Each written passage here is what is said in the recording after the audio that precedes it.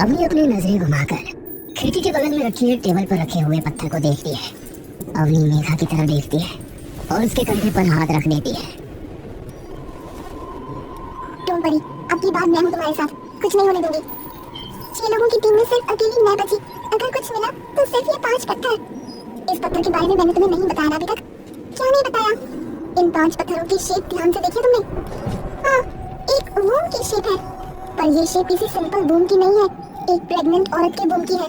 What? सबको यही लगा कि इन 5 पत्थरों की सिर्फ शेप नॉर्मल है, पर मुझे पता था इन 5 पत्थरों में कुछ और भी छुपा है। तो आपको कुछ मिला? अवनी पत्थर की ओर देखती है और उसके पास चली जाती है और जिस टेबल पर वो पत्थर रखा होता है उसके ड्रॉअर से एक कागज निकालती है। इन्हें स्कैन किया गया तो इनमें से ना कोई रेडिएशन मिली और ना ही कोई और एनर्जी, पर हम एक चीज चेक करना भूल गए। क्या? Audio frequency. जब मैंने इन पत्थरों को इंफ्रासाउंड डिटेक्टर्स में एनालाइज किया तब उनमें से बहुत ही कम फ्रीक्वेंसी की साउंड वेव डिटेक्ट हुई। क्या था उसमें? एक संस्कृत का श्लोक था, वो भी पूरा नहीं सुन पाई, सिर्फ कुछ ही शब्द डिकोड कर पाई। क्या थे ये शब्द? मेघा और अवनी एकदम से बाहर की ओर देखते हैं। एक संस्कृत का कोई श्लोक था। अवनी वो कागज खोलती है और उसे पढ़ने लगती है। गंभीरा रात्रिर्भवति, बीट की फ्रीक्वेंसी बहुत ज्यादा लो थी, वो डिटेक्ट नहीं हो पाई। सिर्फ ये 3 शब्द और आखिरी का एक शब्द। अवनी मेघा की शिकन भरी नजरों की ओर देखती है। क्या था वो आखिरी शब्द?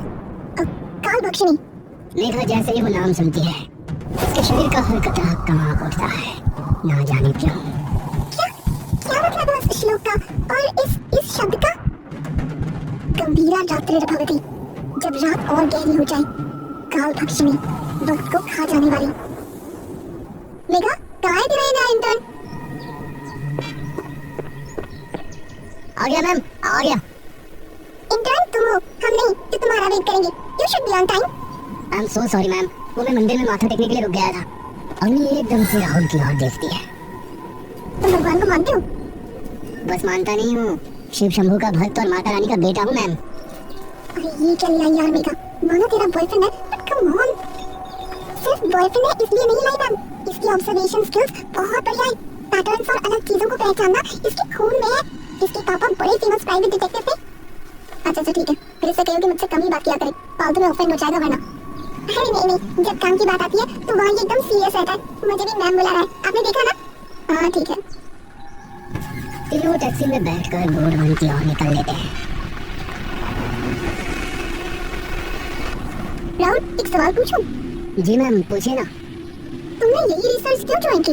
तुम तो इतने अच्छे कॉलेज में हो, डॉक्यूमेंट्री तो और किसी चीज पर भी बना सकते हो। बना तो सकता हूँ, पर मेरे लिए ये ज्यादा इंटरेस्टिंग है क्योंकि इसमें कुछ नया है।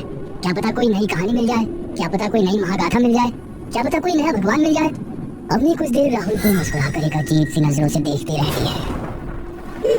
जुनून है भी नई चीजों का, कुछ अलग करने का है ना? उम्मीद करती हूँ तुम्हारे मन में हमेशा यही जुनून बना रहे, क्योंकि उम्र का तकाजा ऐसा है कि एक वक्त पर सिर्फ पुरानी बातें याद रहती हैं। राहुल चुपचाप अवनी को देखता रहता है। गाड़ी जंगल के बीचों बीच एक सुनसान सड़क पर आकर रुकती है। तीनों गाड़ी से उतरते हैं। अवनी अपनी जेब से निकालकर कुछ पैसे ड्राइवर को दे देती है। शुक्रिया भैया। अवनी, मेघा और राहुल अब सुनसान जंगल में एकदम अकेले थे। अवनी अपने बैग से 2 वॉकी टॉकी निकालती है। इन्हें अपने पास ही रखना और ज्यादा दूर मत निकल जाना, स्पेशली राहुल। तुमने ये कभी किया नहीं है, इसलिए बता रही हूँ। अवनी, वैसे हम यहाँ सुबह भी तो आ सकते थे ना, फिर अभी क्यों आए? और एक बात मैम, जो मुझे पूछनी थी। आमतौर पर ऐसे रिसर्च में टीम बहुत बड़ी होती है, लेकिन हमारी टीम में सिर्फ 3 लोग हैं, क्यों? सबसे पहले तो ये कि हम रात को इसलिए आए हैं क्योंकि जैसा कि मैंने तुम्हें बताया, उस पत्थर में से कुछ आवाजें कैप्चर की गई, जो कि संस्कृत का एक श्लोक था, जिसमें ये कहा गया था कि जब रात और गहरी हो जाएगी, तो इसीलिए रात को यहाँ आ जाती थी मैं। शायद कुछ ऐसा दिख जाए जो हमें दिन में ना दिखे। और तुम्हारे सवाल का जवाब, ये कोई ऑफिशियल रिसर्च नहीं है। जब लास्ट टीम के 5 मेंबर्स नहीं मिले तो इस रिसर्च को बंद कर दिया गया था।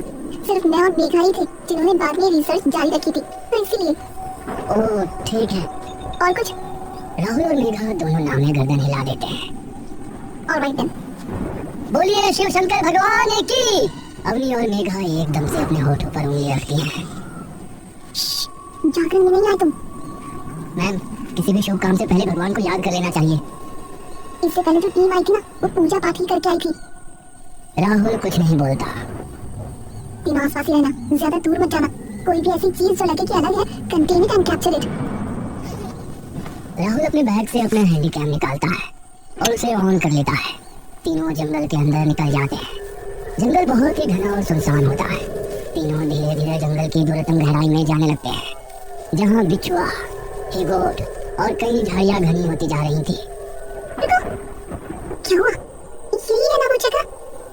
अपने अपने पीठ पर टंगे बैग में से एक नक्शा निकालती है और खोल कर देखती है, जिस पर गोल वन लिखा होता है। ठीक है, अब एक काम करो, तुम दोनों उस तरफ जाओ और देखो, मैं इस तरफ जा रही हूँ। सीख नहीं है अम्मी, इतनी रात को अकेले ऐसे सुनसान जंगल में? अरे तू चिंता मत करना यार, तुम जाओ, एरिया ज्यादा बड़ा नहीं है तो कवर करने में टाइम नहीं लगेगा। ठीक है, ध्यान से करना जो भी करोगे आप। तुम भी, और ज्यादा दूर मत जाना वरना वॉकी की रेंज नहीं पकड़ेगी। ठीक है? मेघा और राहुल दाईं तरफ और अगली बाईं तरफ निकल जाती है। मेघा और राहुल एक दूसरे का हाथ पकड़कर धीरे धीरे आसपास की सारी जगहों की छानबीन करते जा रहे थे। मुझे तो ये समझ में नहीं आ रहा कि हम ढूंढ क्या रहे हैं मैम। मेघा एकदम से राहुल की ओर देखती है। अब तो अवनी भी नहीं है तो मुझे क्यों मैम बुला रहे हो तुम? अरे पर काम तो कर रहे हैं ना। प्लीज ना, मत बुलाओ। अच्छा ठीक है मेरी जान। मेघा उसकी तरफ मुस्कुराती है। ये हुई ना कुछ बात। मेघा और राहुल आगे जाने लगते हैं। तभी उनके वॉकी टॉकी में से अवनी की आवाज आती है। मेघा, राहुल, ये कॉपी। मेघा अपना वॉकी का बटन दबाती है। कॉपी, कुछ दिखा? Not yet. Alright, over. तभी मेघा को सामने से वो सफेद परछाइयां एकदम से तेजी से गुजरती हुई दिखती है। मेघा गहरी सांस लेकर पीछे हट जाती है। कर्पूरगौरम करुणावतारम संसार सारम भुजगेंद्रहारम। राहुल वो आवाज सुन इस कदर मंत्रमुग्ध हो जाता है कि कब उसका हाथ मेघा के हाथ से छूट जाता है, इस बात का उसे खुद अंदाजा ही नहीं लग पाता।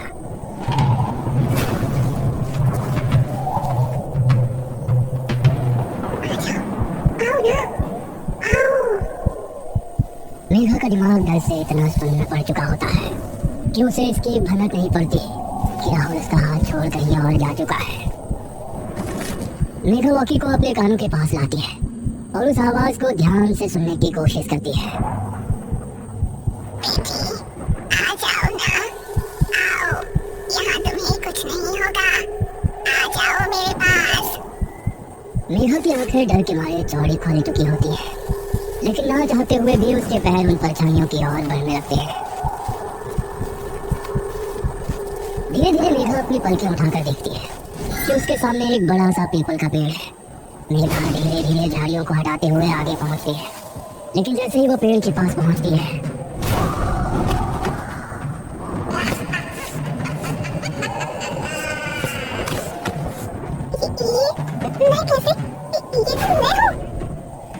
मेघा कांपती बिखरी सांसों से रोना शुरू कर देती है।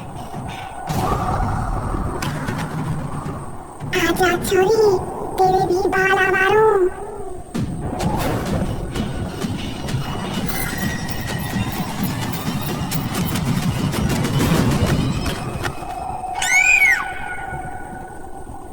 राहुल मंत्र की ओर बिना कुछ सोचे समझे जा रहा होता है कि तभी उसे अपने सामने एक अग्नि कुंड दिखता है, जहाँ एक मर्द औरत के लिबास में कुंड के सामने बैठा है। तभी वो पुजारी राहुल की ओर एकदम से बड़ी बड़ी क्रोध में जलती हुई आंखों से देखता है। राहुल का शरीर मानो एकदम से बेजान हो जाता है। राहुल वहीं बिखर कर गिर जाता है और जैसे ही वो गिरता है, वो पुजारी जोर से अपनी दैत्य ध्वनि में चिल्ला उठता है, स्वाहा! आहुति संपन्न हुई। अवनी अपने वॉकी टॉकी पर राहुल और मेघा से बात करने की बहुत कोशिश कर रही होती है। मेघा, राहुल, ये कॉपी। दूसरी तरफ कोई आवाज नहीं आती। अवनी उन्हें ढूंढने के लिए पीछे मुड़ती है कि तभी उसे मेघा के चिल्लाने की आवाज आती है। अवनी मुड़कर उस आवाज की ओर देखती है। जैसे ही वो आवाज के करीब पहुंचती है,